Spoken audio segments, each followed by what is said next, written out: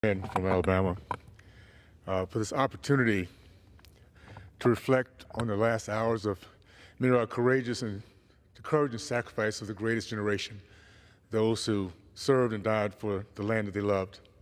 Shortly before D-Day, 2nd Lieutenant Jack Lundberg from Val Verde, Utah, wrote a letter to his parents. Now I'm actually here. I see that the chances of my returning to all of you are quite slim. Therefore, I want to write this letter now while I'm still able to. I want you to know how much I love each of you. You mean everything to me. It is the realization of your love that gives me the courage to continue.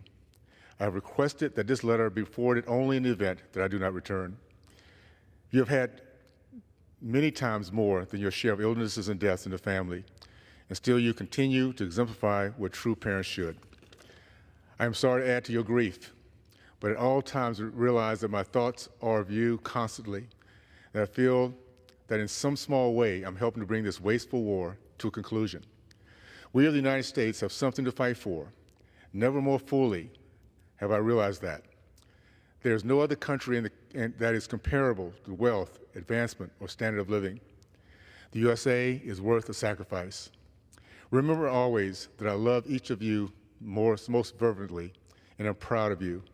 Consider Mary, my wife, as having taken my place in the family circle and watch over each of you.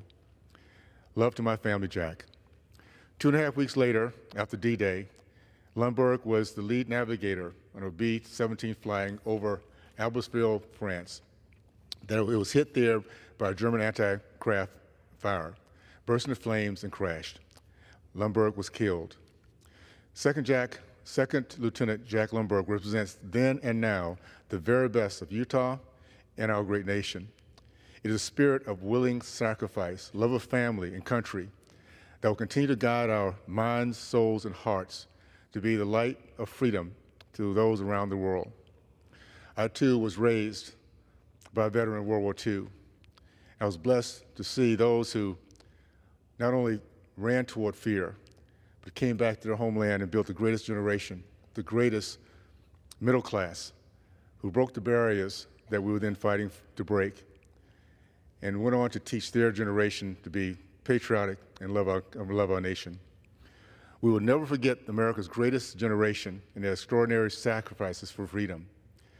Thank you, and may God bless you in his eternal blessings. Thank you, and I yield back.